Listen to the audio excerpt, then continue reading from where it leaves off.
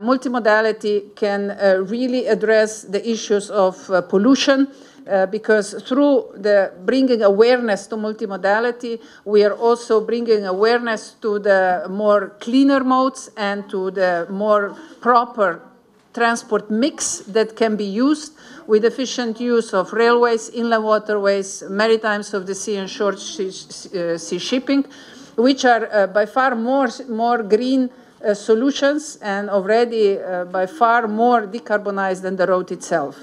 25% of the CO2 emissions that transport is contributing in EU, over 63% comes from road. So it is natural that we are trying to focus on issues that the road is facing and of course try to bring as much as cargo as possible to the already mentioned decarbonized modes in EU. First, I'd like to mention the deliverables on the old files that are happening. The biggest one is for sure the fourth railway package, where just for comparison, 11,000 local rules will be replaced by 3,000 EU-based rules, which will bring a full synchronization to European railways and pave the way for the deployment of ERTMS, which is the joint European standard, which finally we will reach the point that trains don't need to stop at every border, but they can just drive throughout the entire single railway area. The second element that it's worth mentioning is the second mobility package, which was introduced last year in November, which is addressing the combined transport facilities, encouraging, bringing new incentives for the combined transport to be used, and also bringing financial tools on board in order to co-finance transshipment centers that can really then deliver on multimodality. The third element that we are doing is 2 years ago, we started with very comprehensive analysis of all costs, of all charges that exist in all member states in all modes. That will give us a clear picture, is there anything that we need to do in order to address the equal level playing field issue? This analysis will be delivered full scale at the end of this year and will be shared with the entire community. And of course, based on the results, we will then take actions.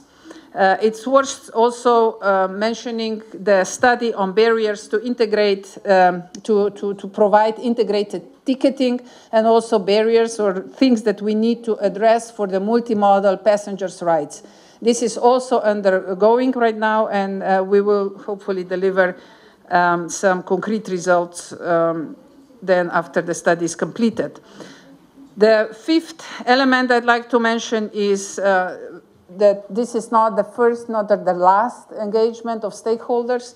More we engage with the ecosystem of European mobility, better results we get. So we are very much encouraged by that. And today's event is just the official start of multimodality year, but events will continue to follow throughout the year. And I'm really looking forward to the final results where we're going to then make decisions about the further steps. But all this will not be possible, all changes will not be possible if we don't mobilize proper investments. And this is very much, it's very good timing to discuss this because the new MFF is just about to be introduced in May this year. And we will, of course, we are trying to engage as much as possible and ensure that proper financing for transport continues also in the next financial period, 2026.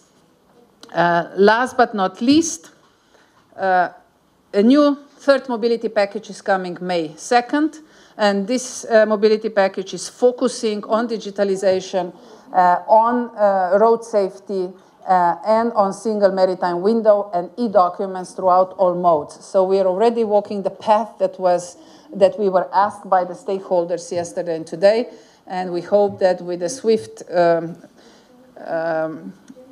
acceptance of the Commission's proposal, multimodality will have a much broader and much further reach on its core advantages. In the financial period 2014 and 2020, over 73% of all funding went to railways. And we are delivering. 93% of all funds available are already out there, deployed only through CEF and FC, we finance 73 billion euros of investments in transport.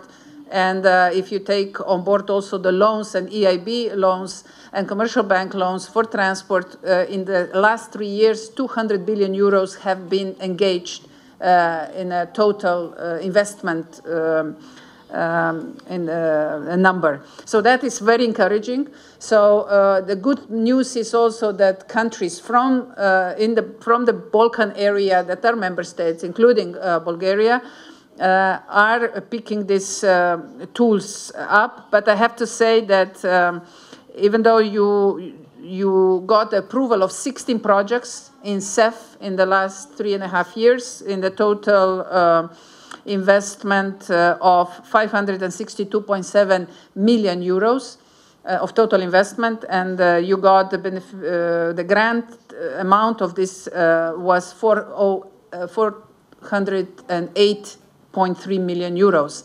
These are good figures, but obviously not enough. So I hope that these projects will be successful, that you will deploy them, and then continue to engage other financial instruments available.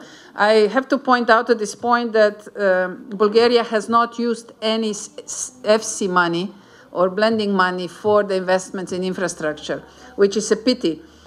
Because the Juncker's plan is one of the most successful financial tools, and we already engaged over 260 billion euros of additional investments in EU overall, and only in transport, 23 billion euros.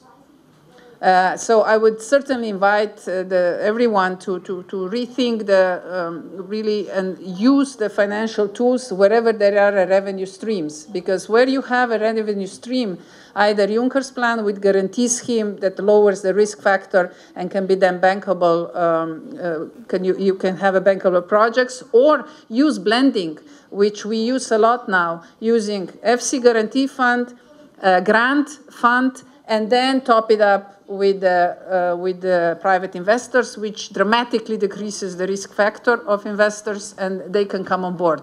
Many times people get scared because they don't have experiences with PPPs that, oh, we don't want to sell our infrastructure. This is investment. You get it back. You get money back. It's sort of, it's not that you sell the ownership.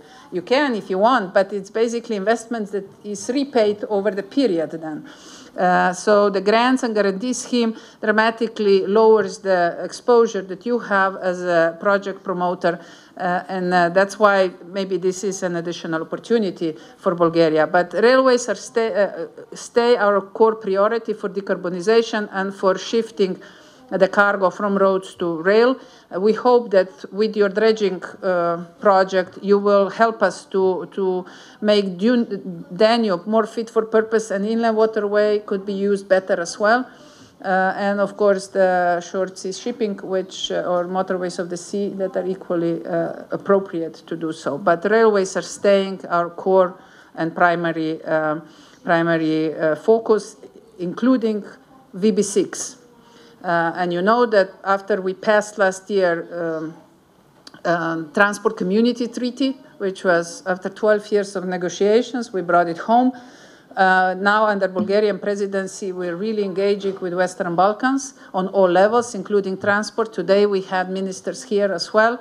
And we already co-financed first 6 projects in Balkans, primarily railways, and we will continue under the umbrella of a new funding scheme that will be introduced for Western VB6.